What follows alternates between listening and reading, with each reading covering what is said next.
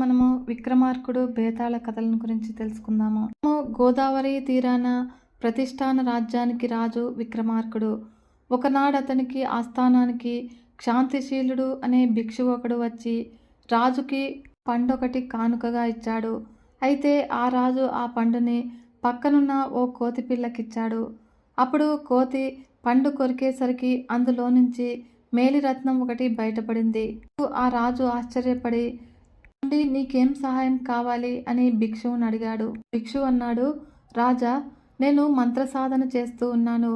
అది పరిపూర్ణం కావడానికి నీ అంత మహావీరుడి సహాయం కావాలి. వచ్చే కృష్ణ చతుర్దశి నాటి రాత్రి ఈ ఊరి శ్మశానంలో ఉన్న మర్రి చెట్టు వద్దకు వస్తే ఆ సహాయం ఏమిటో చెబుతాను అని అన్నాడు భిక్షువు. ఆ రాజు సరేనని భిక్షువుని పంపివేశాడు. తర్వాత అతడు కోరినట్లే కృష్ణ చతుర్దశి నాటి రాత్రి విక్రమార్కుడు నల్లటి బట్టలు ధరించి కత్తి చేత ధరించి శ్మశానానికి వెళ్ళి అక్కడ మర్రి చెట్టు కింద ఉన్న భిక్షువు దగ్గరకు చేరుకున్నాడు. భిక్షువు అతడితో, రాజా, దక్షిణంగా వెళితే అక్కడ ఒక ఇరుగుడు చెట్టు కనిపిస్తుంది. దానిపై ఉరితీయబడిన పురుషుడి శవం కనిపిస్తుంది. నీవు ఆ శవాన్ని చెట్టు నుంచి దించి అక్కడికి తీసుకురావాలి. పొరపాటున కూడా నోరు విప్పకూడదు సుమా అని అన్నాడు. రాజు సరేనని దక్షిణాభిముఖుడై వెళ్ళి ఇరుగుడు చెట్టు వద్దకు చేరుకుని చెట్టుకు వేలాడుతూ ఉన్న శవాన్ని చూశాడు. అప్పుడు చెట్టెక్కి శవం మెడకున్న తాడును కత్తితో కోసేసరికి కింద పడింది. దెబ్బ తగిలినట్లు ఏడవసాగింది. అప్పుడు తెల్లబోయిన రాజు చెట్టు దిగి వచ్చి శవాన్ని తడిమి చూశాడు. అప్పుడు వెంటనే శవం నవ్వసాగింది. దాంతో ఆ శవంలో బేతాళుడున్నట్లు అర్థమై, ఎందుకు నవ్వుతావు అని అన్నాడు రాజు. అతడిలా నోరు విప్పి మాట్లాడగానే అలా శవం చివాలున వెళ్ళి మళ్ళీ చెట్టున సాగింది. అలా మాట్లాడి తప్పు చేశానని గ్రహించిన రాజు మళ్ళీ చెట్టెక్కి శవాన్ని దించి భుజాన వేసుకుని మౌనంగా శ్మశానం వైపు నడవసాగాడు. అప్పుడు శవంలో ఉన్న బేతాళుడు, రాజా, పాపం చాలా బరువు మోస్తూ ఉన్నావు. నీకు ఆ శ్రమ తెలియకుండా ఉండటానికి ఒక చిన్న కథ చెబుతాను విను అంటూ విక్రమార్కుడికి ఈ విధంగా కథ చెప్పడం ప్రారంభించాడు.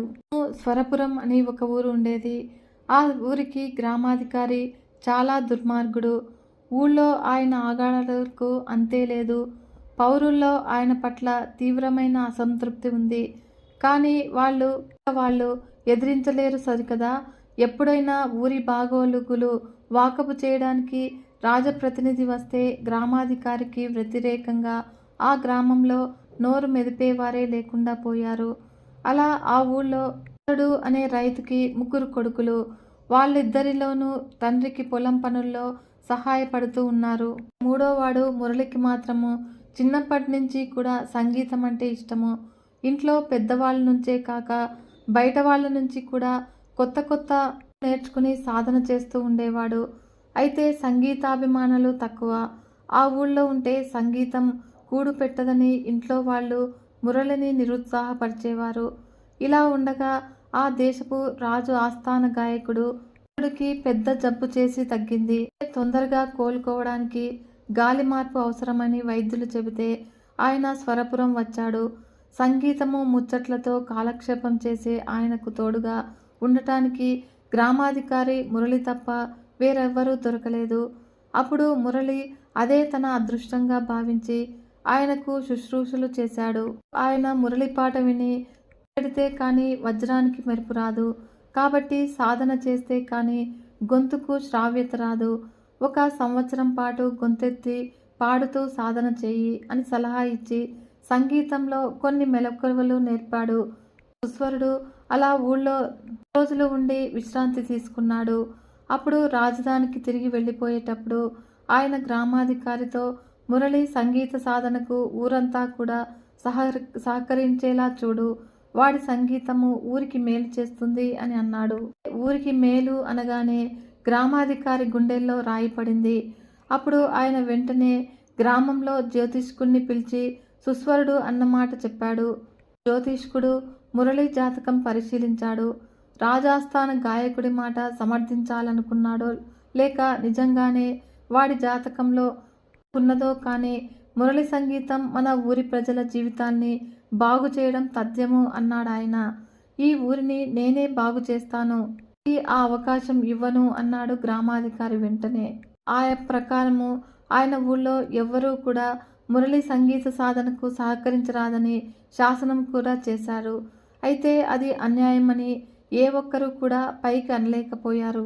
సుస్వరుడి మాట మీద మురళి సంగీత సాధన మొదలెడితే ఇంట్లో వాళ్ళు ఊళ్ళోకెళ్ళి పాడుకోమన్నారు. అప్పుడు ఊళ్ళో వాళ్ళు ఇంటికి వెళ్ళి పాడుకోమన్నారు. మిత్రులైతే నీది స్వరం అంటూ ఎద్దేవా చేశారు. తన పాటలతో ఊరు బాగుపడుతుంది అని, మురళి అంటే నువ్వు పాడకపోతేనే ఊరు బాగుంటుంది అని అంతా కూడా తిరస్కరించారు. అయితే చివరకు మురళి గ్రామాధికారిని కలుసుకుని తన గోడును చెప్పుకున్నాడు.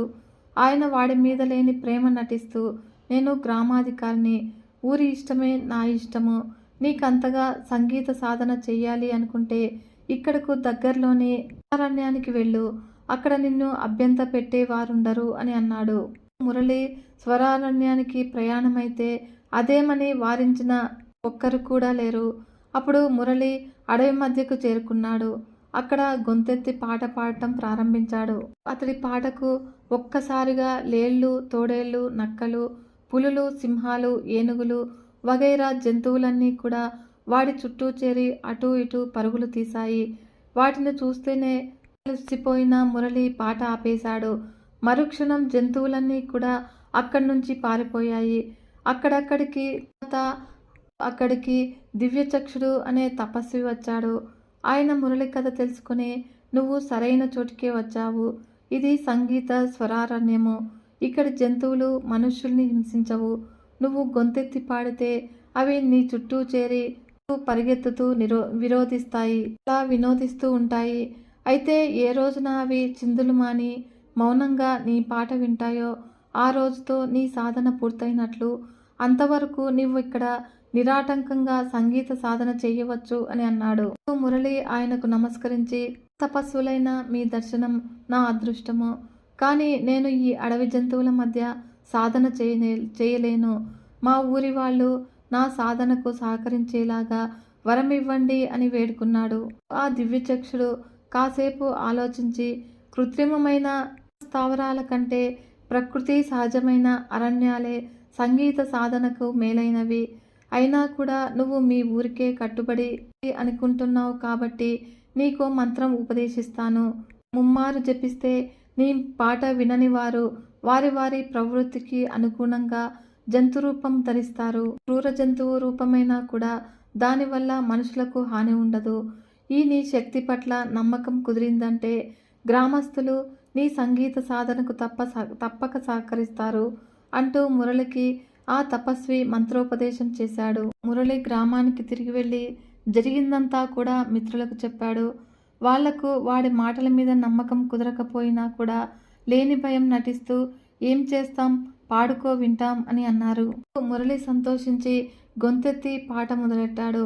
అప్పుడు వెంటనే మిత్రులు, అమ్మో, నీ పాట వినడం కంటే జంతువు కావడమే మెరుగు, వెంటనే పాట ఆపు, లేదా మేమే ఇక్కడి నుంచి పారిపోతాం అని అన్నారు. వాళ్ళు తనని ఎగతాళి చేస్తున్నారని గ్రహించిన మురళి వెంటనే పాట ఆపి దివ్యచక్షుడు తనకు ఉపదేశించిన మంత్రము ముమ్మారు జపించాడు. అంతే, వాడి మిత్రులందరూ కూడా నక్కలుగా మారిపోయారు.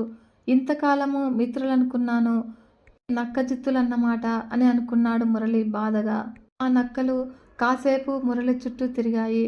మురళి మళ్ళీ పాట పాడటానికి గొంతెత్తగానే పారిపోయాయి. మురళిని కలుసుకున్నాక తమ పిల్లలు నక్కలుగా మారిపోయి మాయమయ్యారని ఆ పిల్లల తల్లిదండ్రులకు తెలిసింది.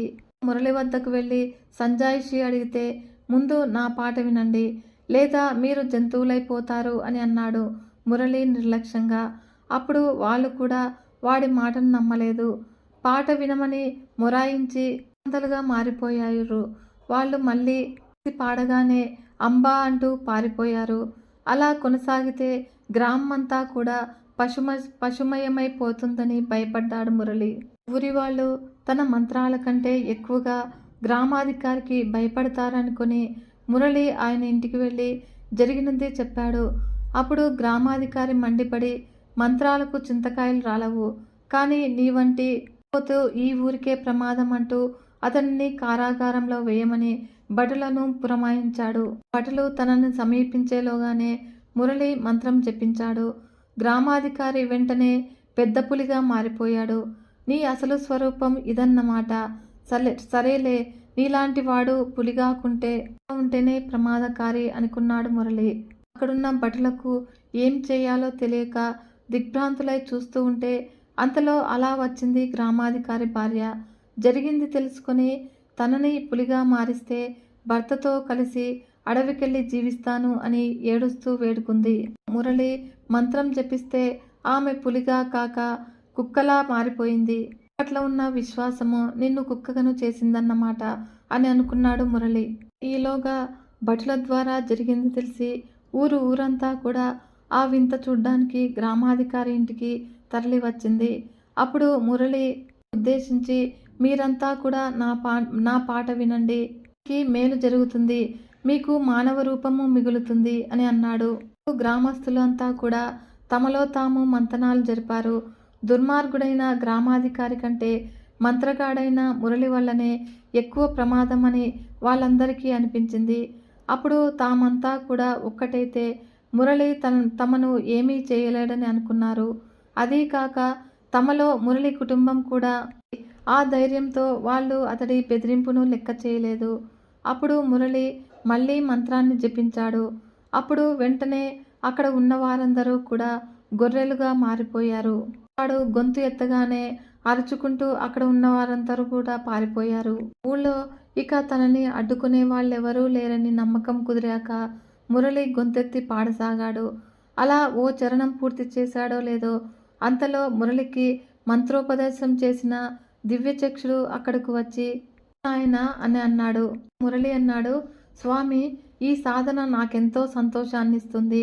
నన్ను ఆపకండి, మిమ్మల్ని కూడా జంతువుగా మార్చేయగలను అని హెచ్చరించాడు మురళి.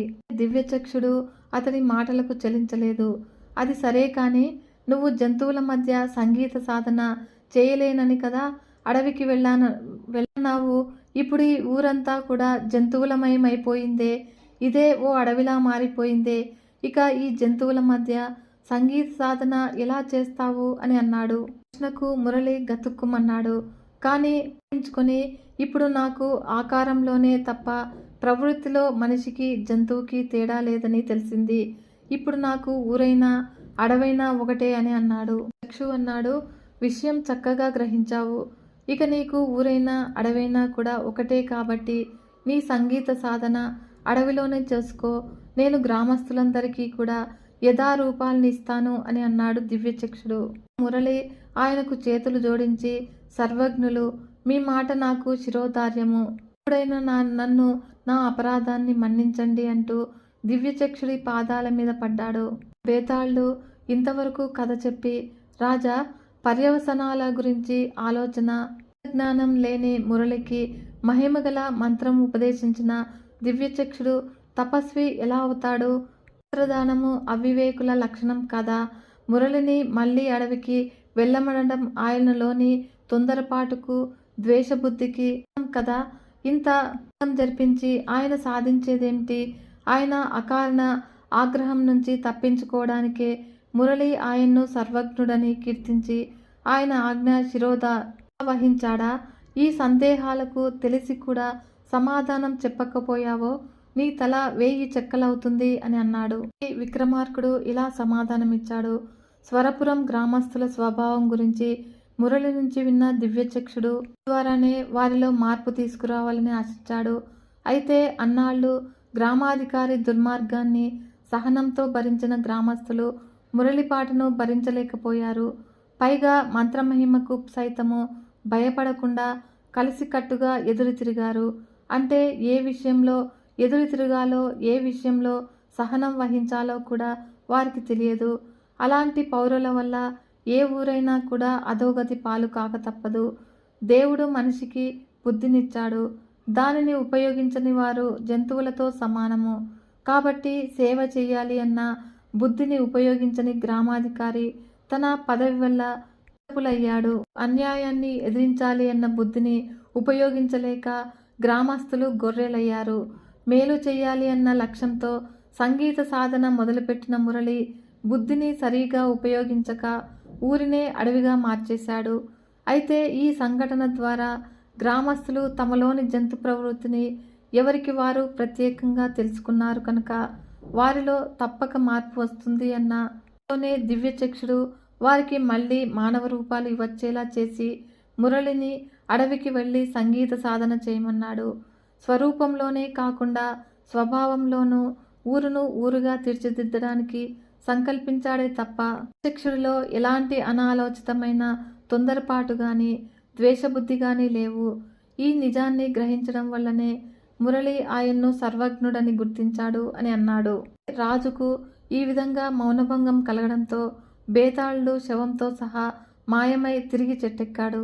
పట్టు వదలని విక్రమార్కుడు చెట్టు వద్దకి తిరిగి వెళ్ళి చెట్టుపై నుంచి శవాన్ని దించి భుజాన వేసుకుని ఎప్పటిలాగే మౌనంగా శ్మశానంలోకేసి సాగించాడు. అప్పుడు శవంలో బేతాళుడు, రాజా, నువ్వు అనితర సాధ్యమైనటువంటి పట్టుదలతో పూనిన కార్యాన్ని ఫలింపజేసుకోవాలని ఇంత అర్ధరాత్రి వేళ భీతిగొల్పే శ్మశానంలో ఇక్కట్ల పాలవుతూ ఉండటం ఎవరికైనా ఆశ్చర్యాన్ని కలిగిస్తుంది. కానీ ఇన్ని శ్రమల కోర్చి నువ్వు కార్యసాఫల్యం పొందాక దానితో తృప్తి చెంది ఉండగలవా? లేక స్వర్ణపురి రాజకుమారిలాగా అవివేకంగా సందర్భంగా సాధించిన దాన్ని చేజేతుల జార విడుచుకుంటావా అన్న అనుమానం కలుగుతూ ఉన్నది. ఎందుకంటే కొన్ని కార్యాలను సాధించడానికి సహిష్ణుత, పట్టుదల ఉంటే సరిపోతుంది. అయితే ఫలితాన్ని అనుభవించడానికి వివేకము, లోకజ్ఞత అవసరం అవుతుంది. ఇందుకు ఉదాహరణగా స్వర్ణపురి రాజకుమారి కథ చెబుతాను, శ్రమ తెలియకుండా విను అంటూ ఇలా చెప్పడం సాగించాడు. ఒకసారి తూర్పు సముద్ర తీరపు కొండ ప్రాంతాల్లో ఎడతెరిపి లేని వర్షపాతంతో పాటు పెనుగాళ్ళు చెలరేగాయి. సమయంలో కూలిపోయిన కొండ చర్యల్లో ఒకచోట అతి ప్రాచీనమైన శివాలయం ఒకటి బయటపడింది. ఈ వార్త ఆ ప్రాంతాన్ని పరిపాలించే స్వర్ణపురి రాజు శూరవర్మకు తెలియవచ్చింది. అయితే శూరవర్ణ కుమార్తె సులక్షణ గొప్ప శివభక్తురాలు. ఆమె తండ్రితో గారు, తుఫాను తాకిడికి బయల్పడిన ఆ పురాతన శైవాలయము మన రాజధానికి అతి సమీపంలో ఉండటము మన అదృష్టము. నా పర్యవేక్షణలో అక్కడ 4-5 మాసాల్లో శివుడికి అద్భుతమైన ఆలయాన్ని పునర్నిర్మిస్తాను అని అన్నది అమితానందంగా. శూరవర్మ తన అంగీకారాన్ని తెలిపాడు. మంచి ముహూర్తాన శివాలయపు పునరుద్ధరణ కార్యక్రమం ప్రారంభమైంది. అప్పుడు సులక్షణ రోజులో చాలా భాగం పనివాళ్లకు, శిల్పులకు సూచనలిస్తూ ఆ కొండ వద్దనే గడిపేది.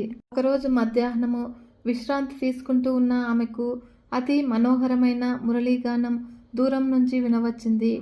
అందరూ కూడా ఎవరి పనుల్లో వాళ్ళు ఉన్నారు. అయితే ఆమె గానం వస్తున్న దిశగా వెళ్ళింది. ఒకచోట పచ్చిక మైదానంలో కొన్ని గొర్రెలు మేస్తూ ఉన్నాయి. 25 ఏళ్ల యువకుడొకడు ఒక చెట్టు కింద కళ్ళు మూసుకొని కూర్చుని తన్మయత్వంతో మురళిని వాయిస్తూ ఉన్నాడు.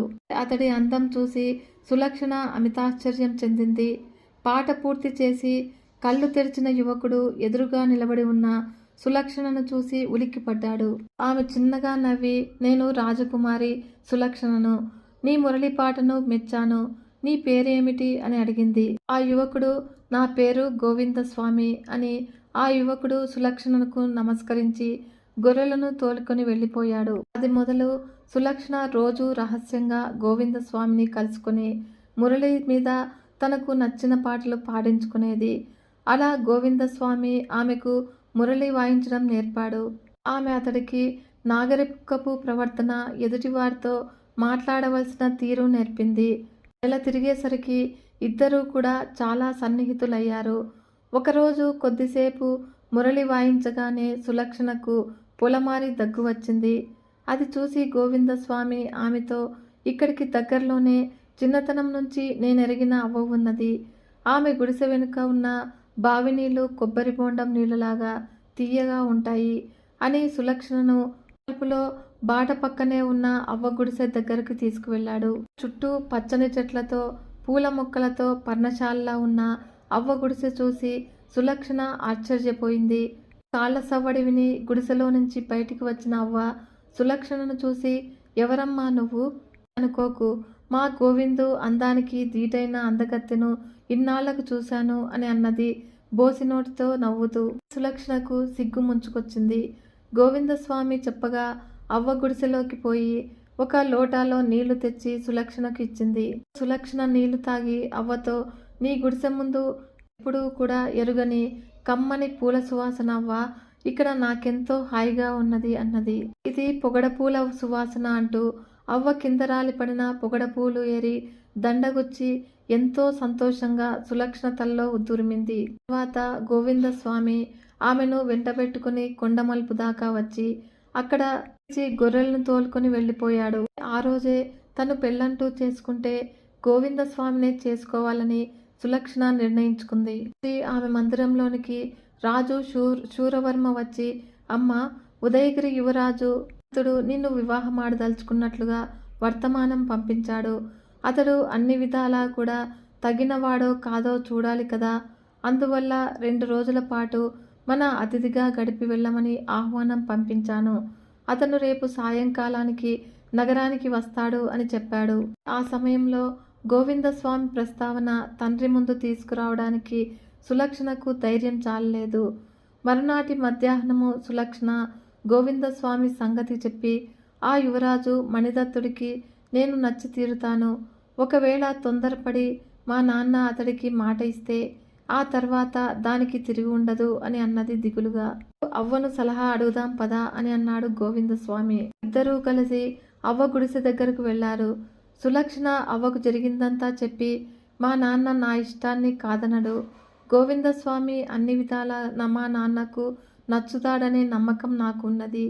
అయితే గోవిందస్వామిని మా నాన్న దగ్గరకు తీసుకువెళ్లే ధైర్యం నాకు లేదు అని అన్నది. అవ్వ కొంచెం సేపు ఆలోచించి, ఇందులో మనం భయపడవలసింది ఏమీ లేదు, చెడగొట్టుకోవాల్సింది ఏమీ లేదు. గోవిందస్వామి గాక యువరాజు మణిదత్తుడుగా వెళ్ళి మీ నాన్నను కలుసుకుంటాడు. గోవిందుడు మీ నాన్నకు తాడనే నమ్మకం నీకున్నది కదా. ఇకనేం కథ సుఖాంతం అన్నది. ఉదయగిరి యువరాజు నగరం చేరాలి అంటే కొండవారగా ఉన్న మార్గం తప్ప వేరొక మార్గం లేదు. అతను తన గుడిసె ముందుకు రాగానే ఏం చేయాలో గోవిందస్వామికి వివరించింది అవ్వ. అనుకున్నట్టుగానే సాయంత్రానికి తెల్లని అశ్వం మీద రాజదుస్తుల్లో మణిదత్తుడు ఆ ప్రాంతానికి వచ్చాడు. అప్పుడు అవ్వ అతడికి ఎదురుపోయి, నాయనా నాగన్న, నా మాట విను, భోజనం చేసి వెళ్ళు అంటూ గుర్రానికి అడ్డుగా నిలబడి నటించింది. ఇది విని మణిదత్తుడు చాలా ఆశ్చర్యపోతూ, అవ్వ, నేను నువ్వనుకునే నాగన్నను కాదు, ఉదయగిరి యువరాజు మణిదత్తుణ్ణి అంటూ గుర్రం మీద నుంచి కిందికి దిగాడు. అక్కడే ఉన్న గోవిందస్వామి మణిదత్తుణ్ణి పక్కకు తీసుకుపోయి, అయ్యా, ఈ అవ్వ ఒక్కగానొక్క మనవడు నాగన్న. వాడు రాజుగారి సైనికుడు. ఎన్నో ఏళ్ల నాడు పొరుగురాజు ఈ రాజ్యం మీద దండెత్తాడు. అగ్నిగా దండోరా వింటూనే భోజనం చేస్తున్న నాగన్న అవ్వ ఎంత బతిమాలినా కూడా వినకుండా గోడకు ఉన్న కత్తిని తీసుకుని బయటకు పరిగెత్తాడు. అప్పుడు జరిగిన యుద్ధంలో వాడు మరణించాడు. అవ్వకు మతి చెల్లించింది. మీలో నాగన్న పోలికలుండి ఉండాలి. ఈ పూట అవ్వ వడ్డించగా భోజనం చేస్తే ఆ ముసలితనంలో ఉన్న ఆమెకు ఎంతో తృప్తి కలిగించిన వారవుతారు అని ఒక కట్టుకథ కల్పించి చెప్పాడు. జాలి దయాగుణం గల మణిదత్తుడు వెంటనే అవ్వ భుజం మీద చెయ్యి వేసి, అవ్వ, ఆకలి దహించి వేస్తుంది, అన్నం పెట్టు అని అన్నాడు. అప్పుడు అవ్వ వెంటనే అతడికి అన్నము కూరలు వడ్డించింది. మణిదత్తుడు ఇష్టం లేకపోయినా కూడా తృప్తి నటిస్తూ భోజనం ముగించి మంచం మీద కూర్చొని ఉన్నాడు. అప్పుడు అవ్వ అతడికి ఒక లోటాలో వేడి పాలు తెచ్చిచ్చింది. ఆ పాలు తాగి మణిదత్తుడు క్షణాల మీద నిద్రలోకి జారుకున్నాడు. అవ్వ గోవిందస్వామితో, ఆ పాలల్లో కొన్ని మూలికల రసం కలిపాను. యువరాజుకు రేపు సాయంకాలానికి గాని స్పృహ రాదు. నువ్వు ఈయన దుస్తులు ధరించి అశ్వం మీద రాజభవనానికి వెళ్ళు అని అన్నది. గోవిందస్వామి మణిదత్తుడుగా రాజభవనంలోనికి ప్రవేశించాడు. అందమైన నిలువెత్తు గోవిందస్వామి రూపము రాజు శూరవర్మను ఆకట్టుకున్నది. ఆయన కుమార్తెతో, అదృష్టవంతురాలివి తల్లి, నీకు కాబోయే భర్త అచ్చు మన్మధులాగా ఉన్నాడు అంటూ ఆమె తల నిమిరాడు. సులక్షణ పరమానంద భరితురాలైంది. మర్నాడు సాయంత్రం నదిలో నౌకా విహారానికి ఏర్పాట్లు చేశాడు శూరవర్మ. విహారానికి బయలుదేరే ముందు ఒక పరిచారిక సులక్షణ మందిరంలోనికి వచ్చి, అమ్మా, మీకోసం ఎవరో ముసలిది పొగడపూల దండ తెచ్చింది. దాన్ని స్వయంగా తానే మీకివ్వాలని పట్టుపట్టుతోంది అని చెప్పింది. పొగడదండ వింటూనే ఆ వచ్చినదెవరో గ్రహించిన సులక్షణ పరిచారికతో ఆ ముసలిదాన్ని లోపలికి పంపించమన్నది. అప్పుడు అవ్వ వస్తూనే, రాకుమారి, ఆ యువరాజుకు ఒళ్ళు కాలిపోయే జ్వరం వచ్చింది. విరుగుడు మందు ఇచ్చినా కూడా స్పృహ రాలేదు. నువ్వు ఆస్థాన వైద్యుడను తీసుకుని వెంటనే రావాలి అన్నది ఆందోళనగా. అవ్వను పంపివేసి సులక్షణ ఉద్యానవనంలో తిరుగుతూ ఉన్న గోవిందస్వామిని కలుసుకుని జరిగింది చెప్పి, నేను నౌకా విహారానికి రాను, వైద్యుణ్ణి వెంటబెట్టుకుని అవ్వ ఇంటికి వెళ్తూ ఉన్నాను అని చెప్పింది. రాజుకు తీవ్ర జ్వరము, స్పృహ లేదు అంటూ నువ్వు గొడవ పడిపోవడం ఆశ్చర్యంగా ఉంది. ఏమైనా నువ్వు నౌకా విహారానికి రాకపోతే ఏమీ బాగుండదు అని అన్నాడు గోవిందస్వామి నిరుత్సాహంగా. సులక్షణ మాత్రము మౌనంగా అక్కడి నుంచి బయలుదేరి రాజవైద్యుణ్ణి వెంటబెట్టుకుని అవ్వ గుడిసెకు వెళ్ళింది. వైద్యుడు స్పృహలేని స్థితిలో ఉన్న మణిదత్తుడి నుదుటిపై ఏవో లేపనాలు పట్టించి, రోగికి 1-2 గంటల్లో స్పృహ వస్తుంది, భయపడవలసింది ఏమీ లేదు, తర్వాత ఈ 2 మాత్రలు మింగించమ్మా అని సులక్షణకు చెప్పాడు. ఆ తర్వాత ఆయన ఈ జరిగిందంతా కూడా వింతగాను అనుమానాస్పదంగాను తోచడంతో సరాసరి రాజు శూరవర్మకు దగ్గరకు పోయి సంగతంతా వివరించాడు. వెంటనే శూరవర్మ కొద్ది పరివారాన్ని రాజవైద్యుణ్ణి తీసుకుని అవ్వ గుడిసెకు వచ్చాడు. ఆ సమయంలో మణిదత్తుడు కొంత స్పృహ రావడంతో మెల్లగా ఏదో మాట్లాడుతూ ఉన్నాడు. సులక్షణ కన్నీళ్లు తుడుచుకుంటూ శ్రద్ధగా వింటూ ఉన్నది. శూరవర్మ ఏమిటిదంతా అన్నట్లు కుమార్తె కేసి చూశాడు. అప్పుడు ఆమె తండ్రి చేయి పట్టుకుని పరివారం నుంచి దూరంగా తీసుకుపోయి జరిగిందంతా కూడా పూసగుచ్చినట్లు చెప్పి, పొలం మీద గోవిందస్వామి యువరాజు వేషంలో మన భవనానికి వచ్చాడు. హఠాత్తుగా అనారోగ్యం పాలైన యువరాజు ఇక్కడ చిక్కుపడ్డాడు అని అన్నది. శూరవర్మకు గోవిందస్వామి అన్ని విధాలా నచ్చి ఉండటంతో ఆయన కుమార్తెపై కోపించుకోకుండా, ఇటువంటి తొందరపాటు నిర్ణయాలు అన్ని వేళలా సత్ఫలితాలనివ్వవు. ముందు నువ్వు మణిదత్తుడికి క్షమాపణలు చెప్పుకో. నువ్వు గోవిందస్వామిని వివాహమాడేందుకు నాకు ఎలాంటి అభ్యంతరమూ లేదు అని అన్నాడు. సులక్షణ అంటుంది, క్షమించండి నాన్నగారు, నా తొలి నిర్ణయం తొందరపాటు వల్ల జరిగిందని గ్రహించాను. నేను మణిదత్తుడికి క్షమాపణ చెప్పుకుంటాను. కానీ అది గోవిందస్వామిని వివాహమాడేందుకు మాత్రం కాదు, మణిదత్తుడిని వివాహమాడేందుకే. నా భర్త భవిష్యత్తులో ఈ రాజ్యానికి రాజవుతాడు. ప్రజాక్షేమము, రాజ్యరక్షణ అన్నింటికన్నా ముఖ్యం కదా అన్నది సులక్షణ. వేతాళుడు ఈ కథ చెప్పి, రాజకుమారి సులక్షణకు మొదట్లో తను గోవిందస్వామిని వివాహమాడటము తన తండ్రికి ఇష్టం కాదేమో అన్న భయం ఉన్నది. కానీ అతన్ని మాడేందుకు తన తండ్రి తన పూర్తి ఇష్టాన్ని తెలియపరిచాడు. అయినా కూడా ఆమె గోవిందస్వామిని నిరాకరించి మణిదత్తుణ్ణి వివాహమాడగోరడము అవివేకంగాను సందర్భంగాను లేదా? ఈ సందేహాలకు సమాధానం తెలిసి కూడా చెప్పకపోయావో నీ తల పగిలిపోతుంది అని అన్నాడు. విక్రమార్కుడు గోవిందస్వామి స్వయం ఆలోచన శక్తి లేనివాడు, పైపెచ్చు స్వార్థపరుడు. ముక్కు ముఖము ఎరుగని ఒక ముసలిదాన్ని సంతృప్తిపరిచేందుకు మణిదత్తుడు తను రాజభవనానికి వెళ్ళడం కూడా వాయిదా వేసుకున్నాడు. దీనిని బట్టి అతడిది ఎదుటివాడి కష్టాలకు చెలించే జాలిగుండే అని తెలుస్తున్నది. ఇది ప్రజాపరిపాలకుడైన వాడికి ఉండవలసిన ప్రధాన లక్షణము. ఇక గోవిందస్వామి మనస్తత్వము ఇందుకు పూర్తిగా విరుద్ధము. అతడు తను స్వార్థం కొద్దీ కట్టుకథ కారణంగా మణిదత్తుడు అస్వస్థుడై స్పృహ కోల్పోయిన స్థితిలో ఉన్నాడని తెలిసి కూడా చలించలేదు. పైగా రాజకుమారి సులక్షణను తనతో పాటు నౌకా విహారానికి రావలసిందిగా కోరాడు. అటువంటి స్వార్థపరుడు దయ, జాలి అంటే ఏమిటో తెలియనివాడు తన భర్త అయ్యి ఆ తర్వాత దేశానికి రాజైతే ప్రజలు ఎన్ని ఇక్కట్లకు గురవుతారో సులక్షణ గ్రహించింది. ఆమె గోవిందస్వామిని నిరాకరించి మణిదత్తుణ్ణి వివాహమాడదలిచింది. ఇది ఎంతో వివేకవంతమైన సందర్భోచితమైన నిర్ణయం అని అన్నాడు. రాజుకు ఈ విధంగా మౌనభంగం కలగనగానే బేతాళుడు శవంతో సహా మాయమై తిరిగి చెట్టెక్కాడు కదా ఫ్రెండ్స్. ఈ వీడియో మీకు నచ్చినట్లయితే ఒక చిన్న లైక్ చేసి మన ఛానల్ని ఇంతవరకు సబ్స్క్రైబ్ చేసుకోకుంటే సబ్స్క్రైబ్ చేసుకొని సపోర్ట్ ఇవ్వండి ఫ్రెండ్స్. మరొక మంచి వీడియోతో మీ ముందుకు వస్తాను. అంతవరకు సెలవు. నమస్కారం.